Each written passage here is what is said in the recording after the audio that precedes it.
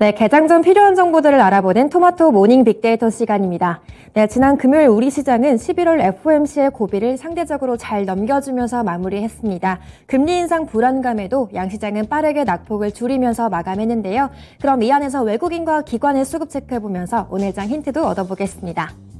먼저 코스피 시장으로 넘어가 보겠습니다. 지난주 대체로 2차 전지주들이 코스피 지수의 상승을 견인했는데요. 먼저 외국인들이 LG 에너지솔루션과 삼성 SDI 같은 대형 2차 전지 셀 업체들을 많이 담았습니다. 미국 IRA 수혜 기대감을 바탕으로 3분기 실적에서 강했던 두 종목인데요. 연이어서 외국인들의 매수세가 유입됐습니다. 또 이어서 대한항공을 담았습니다. 대한항공이 3분기 영업이익이 사상 최대치를 기록했는데요. 자세한 내용은 특징줄 가서 확인해 보겠습니다. 또 이어서 아래쪽에 보시면 현대차와 하나솔루션을 매수했습니다. 그 가운데 태양광주인 하나솔루션은 전일 미국 증시에서 인페이즈 에너지 강세에 동반 상승했는데요. 중간선거를 앞두고 바이든 대통령이 화석연료 대신에 풍력과 태양광 발전으로 대체하겠다는 발언에 태양광주들의 주가가 움직였고요. 국내에서는 하나솔루션이 그러한 훈풍을 이어받았습니다. 이어서 기관은 전기전자 업종 가운데 LG전자를 매수했습니다. 애플카 이슈가 부각되면서 기관들이 많은 관심을 가졌는데요. LG그룹이 애플카와의 파트너십을 맺을 가능성이 높다는 증권가 레포트가 나오면서 기관은 LG전자를 가장 많이 담았습니다. 이어서 화장품주 가운데 아모레퍼시픽이 있는데요. 일부 외신에 따르면 중국 공산당이 제로 코로나 출구 전략을 모색하고 있는 것으로 밝혀지면서 중국 소비 관련주들에 대한 투자 심리가 개선됐습니다. 아모레퍼시픽은 중국발 매출 감소로 실적이 감소했었지만 중국의 방역 완화 기대감이 돌면서 기관의 매수세가 포착됐습니다. 또 아래쪽에 보시면 FNF 역시 이러한 중국 시장 기대감에 동반 매수한 종목으로 올랐습니다. 이어서 인터넷 플랫폼주인 네이버의 저가 매수세가 유입됐고요. 또 이어서 삼성전자가 매수 리스트에 올랐습니다. 이어서 매도한 종목 체크해 보겠습니다. 외국인은 SK이노베이션을 가장 많이 팔았습니다. 최근 유가 상승으로 인해서 강세 보였던 SK이노베이션의 차익 움직임 나왔고요. 또 2차전지 소재 기업 가운데 포스코케미칼을 팔았습니다. 포스코케미칼은 음극재 공장 증설 기대감에 목요일에 52주 신고가를 경신했었는데요. 외국인들의 차익 실현 움직임 동반해서 부각됐습니다. 이어서 아래쪽에 보시면 고려아연과 카카오가 있는데요. 3분기 어닝 쇼크 여파가 이어지면서 외국인들의 연이은 매도세가 유입됐습니다. 또 전일 미국 증시에서 반도체주들의 하락세에 이어서 삼성전자 역시 외국인들이 많이 팔았습니다. 기관은 아이폰 부품 관련주인 LG이노텍을 가장 많이 팔았습니다. 중국 정저우 폭스콘 공장 폐쇄 소식이 있었는데요. 세계 최대 아이폰 생산 기지가 닫히면서 아이폰 14 생산 차질에 대한 우려감에 기관이 발을 빼는 모습 연출됐습니다. 또 이어서 기관 역시 SK이노베이션을 많이 팔았고요. 그동안 많이 샀던 LG 에너지솔루션에서 잠시 쉬어가는 모습 연출됐습니다. 아래쪽에 보시면 태양광주인 OCI가 있고요. 또 이어서 하이브를 많이 팔았습니다. 방탄소년단의 진이 군입대를 앞두고 있죠. 증권가에서는 방탄소년단의 군백기로 인한 타격이 기업의 수익에도 부정적인 영향을 미칠 거란 의견을 제시했습니다. 멀티레이블 체제로 다양한 아티스트와 또 콘텐츠를 통한 매출을 기대하고는 있지만 방탄소년단으로 벌어들인 매출을 넘어서기에는 시간이 걸릴 거란 분석이 나오면서 기관들이 매도세가 포착됐습니다. 이어서 특징주 살펴보겠습니다.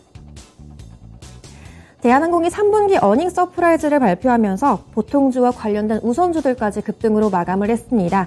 3분기 매출은 3조 6,684억 원이었고요. 또 영업이익은 8,392억 원을 기록했습니다. 영업이익이 100% 급증하면서 사상 최대 이익을 재차 경신했는데요. 3분기 화물 매출액은 전분기보다 15% 정도 감소했지만 여객사업 매출이 급증했습니다. 해외여행 수요의 본격적인 회복세와 더불어서 장거리 노선의 매출이 본격화되면서 3분기 여객사업 매출액은 지난해 대비 338% 정도 급증했고요. 이러한 실적 호조에 관련주들까지 동반 상승했습니다. 이어서 코스닥 시장으로 넘어가 보겠습니다. 외국인은 가장 먼저 2차전지 소재주들을 샀습니다. 먼저 LNF와 첨보가 있는데요. 첨보는 지난 1년간 주가가 부진했지만 내년 이익 성장이 기대된다는 증권가 레포트에 외국인들이 많은 관심을 보였습니다. 첨보는 전해질 판가 하락이 소재 사업 부문의 리스크로 작용했었지만 내년부터 생산 규모 확대와 더불어서 판매가 반등으로 인한 실적 개선 기대감이 나왔고요. 외국인들이 가장 많은 관심을 보였던 기업입니다. 이어서 3분기 실적 악화의 하락세였던 카카오게임즈 저가 매수세가 유입됐고요. 또 아래쪽에 보시면 셀트리온 헬스케어와 YG 엔터테인먼트가 있습니다. YG 엔터테인먼트는 블랙핑크의 흥행에도 불구하고 빅뱅의 공백이 장기화되면서 수익이 악화될 거란 증권가의 분석이 있었는데요. 부정적인 전망에 주가가 부진했지만 외국인들의 저가 매수세가 유입되면서 소폭 상승으로 마감했습니다. 이어서 기관 역시 카카오게임즈와 첨보를 담았고요. 2차전지 관련주 가운데 WCP를 추가로 매수했습니다. 최근에 2차전지주들의 순환매 흐름이 나오면서 분리막 관련 기업인 WCP에도 매수세가 유입됐고요. 이어서 폴더블폰 관련주인 KH바텍이 종반 매수 상위에 올랐습니다. 중국 공장 폐쇄로 아이폰 14 감산 우려감이 나오면서 갤럭시 폴더블폰 관련주에는 반사수의 기대감이 나왔고요. 이러한 소식에 기관이 매수 상위에 올랐습니다. 이어서 원전주 가운데 성광밴드를 담았습니다. 원희룡 장관이 사우디 네옴시티 수주 홍보에 나선 가운데 사우디와 에너지 분야 협력을 논의했다는 소식이 나오면서 사우디 신규 원전 수주도 한국 기업의 기대감 받으면서 매수세가 유입됐습니다. 이어서 매도한 종목 보겠습니다. 외국인은 가장 먼저 2차전지 관련주인 미래나노텍과 탑머티리얼을 팔았습니다. 미래나노텍은 전일 캐나다가 자국 리튬 기업에 투자하고 있는 중국 기업들에 대한 철수 명령을 내리면서 반사수의 기대감 받았던 종목인데요. 차익 실현 움직임 나오면서 가장 많이 팔았습니다. 또 그 가운데 탑머티리얼은 3분기 실적에 주목받은 종목이었는데요. 자세한 내용은 특징주 가서 확인해 보겠습니다. 또 원준이 외국인들의 매도 리스트에 올랐습니다. 원준은 포스코케미칼의 음극재 공장 증설 관련되어 부각된 종목인데요. 포스코케미칼이 미국 자동차 3사에 음극재 납품 계약을 논의 중이란 소식이 나오면서 포스코케미칼의 장비를 납품하는 숨은 수혜주로 급등했었지만 차익 실현의 움직임 나오면서 매도 리스트에 올랐습니다. 이어서 네옴시티 테마주로 강했던 히림이 있는데요. 원희룡 장관과 동행하는 수주 지원단에 포함되면서 연이어 주목받았던 종목이죠. 외국인이 히림 쪽에서도 차익 실현 움직임 나오면서 매도 상위 종목에 올랐습니다. 또 지난 금요일에는 메타버스 관련주들이 시장에서 많은 관심을 받았습니다.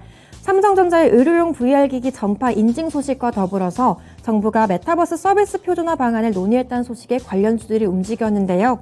관련주인 이렌텍은 외국인들이 단기 수익 실현에 나서면서 매도 상위 리스트에 올랐습니다. 이어서 기관은 신규 상장주인 유로메카를 팔았습니다. 자세한 내용은 특징주 가서 확인해 보겠고요. 또 폐배터리 관련주인 세비캠이 올랐습니다. 또 아래쪽에 보시면 2차전지 소재주인 LNF와 에코프로가 있고요. 기관이 연이어 팔면서 LNF와 에코프로는 코스닥 시장에서 주간 기관 순매도 상위 종목에 나란히 이름을 올렸습니다. 마지막으로 심택이 있습니다. 심택은 3분기 실적 호조 소식이 있었지만 외국인들이 많이 팔면서 주가는 하락으로 마감했습니다. 이어서 특징주 확인해 보겠습니다. 먼저 유로메카인데요. 지난 금요일에 신규 상장한 종목이 있지만 급락으로 마감했습니다. 이 기업은 협동로봇 전문 회사로 알려져 있는데요. 장 초반에는 상승세를 보였지만 막판 들어서 낙폭을 조금 키웠습니다. 유로메카는 먼저 협동로봇 인디를 앞세운 가파른 실적 성장세에 주목받았습니다. 공모청약 경쟁률 또한 1181.8대 1을 기록해서 최근 침체된 공모시장 분위기에서도 기대감을 받았었는데요. 장초반에 공모가 16,900원을 상회하는 24,250원으로 상승 출발했습니다. 또 협동로봇뿐만 아니라 산업용 로봇, 또 자율이동 로봇과 이런 다양한 로봇 개발에 투자하면서 높은 경쟁력을 평가받았었지만 이러한 주가는 탄력이 강하지 않았고요. 13% 가까운 하락으로 마감했습니다. 또 이어서 탑머티리얼이 시장에 관심을 많이 받았습니다. 배터리 소부장 기업인 탑머티리얼이 3분기 실적 효과로 강세를 보였는데요. 상반기 해외 시장 공략이 성공하면서 지난 1년 동안의 매출을 반년 만에 뛰어넘었습니다. 대표적으로 시스템 엔지니어링 사업이 국내 배터리 장비 기업들보다 차별화됐다는 이런 평가를 받았는데요. 이렇게 3분기 양호한 실적이 부각되면서 급등했습니다. 이어서 오늘 주요 일정도 한번 체크해 보겠습니다. 먼저 오늘부터 18일까지 제27차 UN 기후변화 협약 당사국 총회가 개최될 예정입니다. 작년에 글래스고 기후조약이 채택되면서 온실가스 감축 목표치에 따라서 정부 정책 또한 변화됐었는데요. 따라서 기업들의 움직임에도 영향을 줬던 만큼 이번 27번째 총회에서 새로 업데이트되는 내용도 앞으로 내용들 전해드리도록 하겠습니다. 이어서 오늘 중국이 외환보유액을 발표할 예정입니다. 정부가 환율 방어에 나서면서 지난달 우리나라 외환보유액은 한 달 만에 27억 달러 이상 감소했었는데요. 우리나라는 외환보유액 순위 세계 9위를 기록했지만 외환시장에서 외환보유액 세계 1위를 기록하고 있는 중국의 결과는 어떨지 오늘장 한번 체크해보시면 좋을 것 같습니다. 또 오늘 중국이 무역수지 발표를 앞두고 있습니다. 한국 경제는 7개월 연속 무역 적자를 기록하고 있는데요. 중국의 코로나 봉쇄 조치와 또 자국 우선주의 여파로 우리나라 무역 수지는 대중 수출액이 감소한 영향을 크게 받고 있습니다. 중국 무역 수지 발표 이후에 중국 증시에 어떤 영향을 미칠지, 또 그 결과가 국제 글로벌 증시에 어떤 영향을 미칠지 오늘장 같이 한번 체크해 보시면 좋을 것 같고요.